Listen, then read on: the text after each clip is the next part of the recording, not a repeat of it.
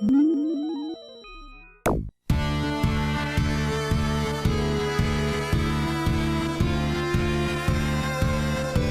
up, Internet? Welcome back. This is Linger22. Controllers have been through such an interesting development over time. We've watched controllers go from a stick with buttons, to a square with a stick protruding from the center, to a rectangle with a cross that actually has no association with any religion, to a stick with handlebars, and finally back to a stick with buttons. I like using all sorts of controllers in many different scenarios. Why? Well, probably because I get easily bored. I mean, sure, I can play the Switch Pro controller for all my Switch games, but why should I? I know most people who game just want the controller to dissolve away, be in the game and out of the real world. No fidgety buttons or unfamiliar button placements. But that's probably because they dug themselves in a hole. They're probably wrestling with controllers because they stuck with the same controller for many years. So sit back and relax, and I want to show you guys a direction in controller design once abandoned and forgotten, now brought back to life by the team at Retrobit. Of course, they didn't actually design this controller, because I'm talking about the Sega Saturn controller. My first console was the Nintendo Entertainment System, but ultimately the console I grew up with was the Genesis.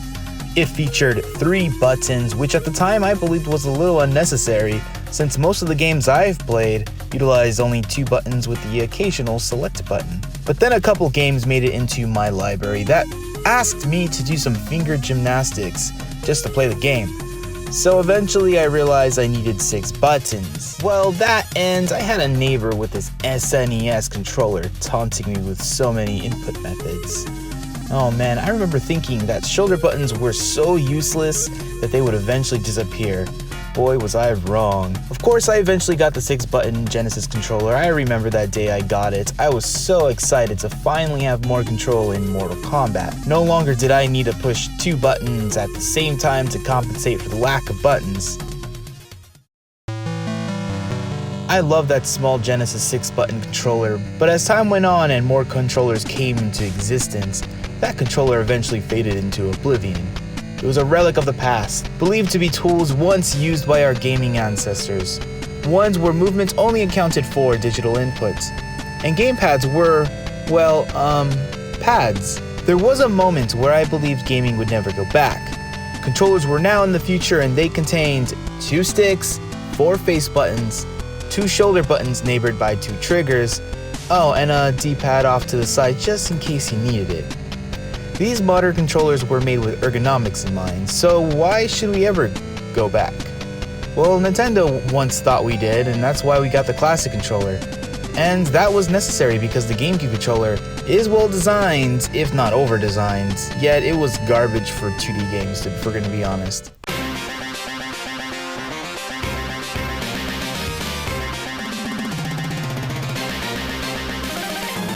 It's clear this design is not dead, maybe just hibernating. Many years later, with the release of the Sega Genesis Mini, we got these official USB 3-button controllers, and they were well made. But from my memory, the smaller 6-button controller was the way to go. So I picked up the Sega Genesis 6-button controller, and this controller was just as good as I remembered, if not better, with all the extra input methods, that being the shoulders, select, and the home button. I loved it so much I had to try something else from Retrobit, but I need something that will work with my Switch, so I can play Sonic Mania with a real D-pad. So I looked up Bluetooth controllers from Retrobit and came across their Saturn controller. Now, the Saturn is a console I skipped. I shortly had one around 2006 for some reason, but I only had the original North America controller and I absolutely hated it. With this one, I've seen so many people rave about it. Is it worth the hype? Well, let's take a look.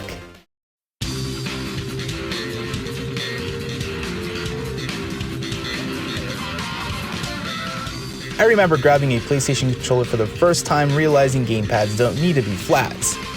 It honestly felt like we had no need to go back, but after holding this controller, I'm pleasantly surprised how comfortable it is. These grooves in the back fit perfectly in my hand. If I wanted this controller to just disappear deep into gameplay, I think it does it fairly well. One of the bigger issues I have with most controllers are the D-pad. Normally, I'm not a fan of the circular D-pad, and you know what? I'm not the biggest fan of the original Genesis D-pad, but this D-pad seems to have the cross protruding enough to satisfy my need for the tactile feedback. With having 6 buttons, there's going to be a lot of games that won't use most of the buttons. I think Sega knew this while designing the Gamepad because A, B, and C buttons are very prominent while the X, Y, and Z buttons have a completely different feel. So if the top 3 buttons are being unused, you won't really notice them, and you're unlikely to push the wrong buttons because of this. The shoulder buttons feel fine. They're not as clicky as I would like them to be, but honestly, they feel just fine. I've never accidentally tapped on a shoulder button, nor do I feel I need to push hard. Now, mine's Bluetooth, but you can get this in 2.4 wireless with the adapters if you're sensitive to lag. I'm not, so I've had no issues with lag so far. In fact, I got a case from my Pi, interfered the internal Wi-Fi and Bluetooth chips on the Pi, and while my keyboard was going absolutely crazy, this controller was just working just fine. Bluetooth for me personally was very necessary because I wanted to use this controller on my Switch when it's not in the dock, or use it on my Surface tablet without worrying about plugging in a USB adapter. This controller charges with a micro USB. Outdated, but I have so many other controllers that use this cord, including the Xbox One controller, so I have a lot of these cords laying around. This controller works with X inputs and direct inputs, so you can use it with the Switch, the Pi, and Windows. You just have to do some button combinations to switch over. But if you've messed around with third-party controllers in the past, this should be nothing new to you. At the moment, this is my favorite 2D gamepad. Yes, even better than the SNES gamepad. So if you play a lot of 2D games, I highly recommend it. Just keep in mind for games that are designed for the traditional face buttons, you might spend a little time configuring. I say this because unlike those controllers, there are 3 prominent buttons at the bottom as I mentioned. Use those buttons as your main button, and use the top as extra inputs. If you try to configure a diamond, it won't feel as good and you might start wrestling with the controller. But once you find a configuration that works well with this controller, you are on your way to use one of the best controllers ever made.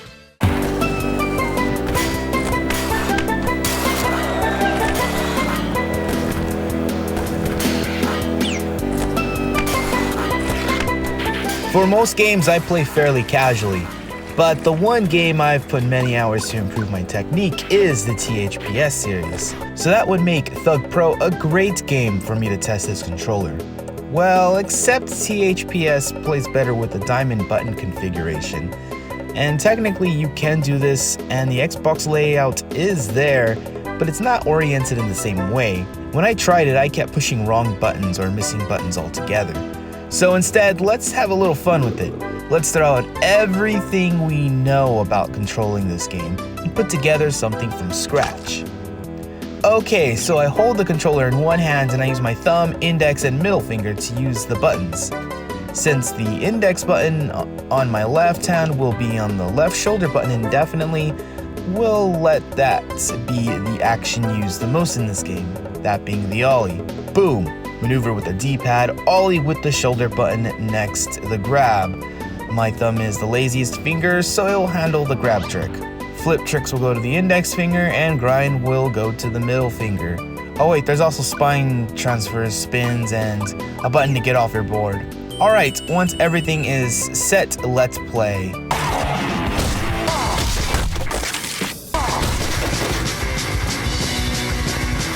Oh, much like I expected, it's very hard to play this game. Although it made simple tasks like getting on top of a small building a bit fun by making it, unnecessarily challenging, my hand did start to cramp. Honestly, you're probably better off setting up the controller as ABC as XBA and the XYZ as left bumper, Y right bumper. This doesn't necessarily help with THPS, but overall in my opinion it works for most games.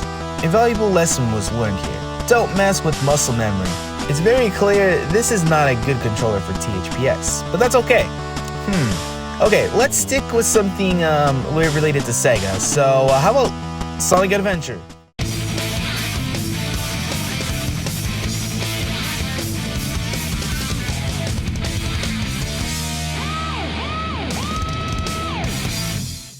Oh wait, it's a 3D action platformer.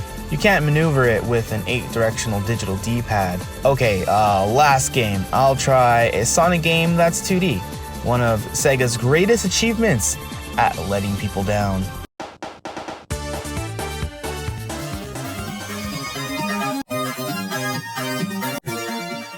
Sonic 4. And this controller feels great. Playing this game with a Saturn pad honestly adds in a little strange satisfaction. Sega's mascot with Sega's best controller. Unfortunately, not Sega's best game, but we'll leave that out for now. Okay, obviously, I've used this for more than just 3 games, but for simplicity's sake, I'm only showing 3. In fact, I played a bit of Streets of Camarocho, a free game that Sega distributed for their 60th anniversary. And honestly, it was so awesome. I would actually be down for an actual game, a future game made by Sega. Sega, I hope you're listening. Like I mentioned earlier, this controller is usually connected to my RetroPie build. I don't know many games that need 6 buttons, but you can browse a list of Genesis games on Sega Retro. But of course, this is actually a Saturn controller, but I didn't really have much experience with the Saturn, other than Nights into Dreams, but that actually requires the analog stick. But that's beside the point, because the main point is this controller is comfortable, has a great D-pad, and has enough buttons to cover most games you play. As long as the game you're playing does not specifically need a modern controller or analog sticks, I'm sure you'll enjoy this controller.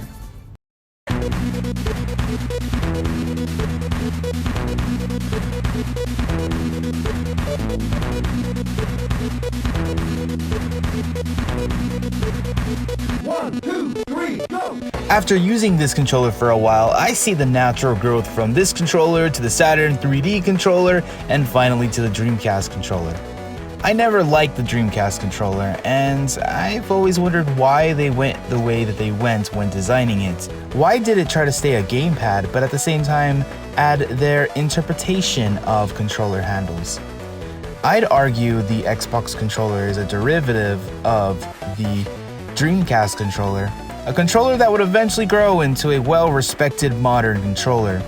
If you're in the market for the best Sega controller to control anything before Dreamcast, there are no better controllers to recommend over this one, at least at the moment. My only complaint with third-party controllers in general is be prepared to fight with settings, customizing button layouts, and overall syncing. I always have the same issues where I'm trying to make things sync and they just don't sync, or I sync it to one device and I want to switch it over to another device and it's a headache. If you really don't like that stuff, maybe stick to the controller that actually comes with the dongle, the USB dongle.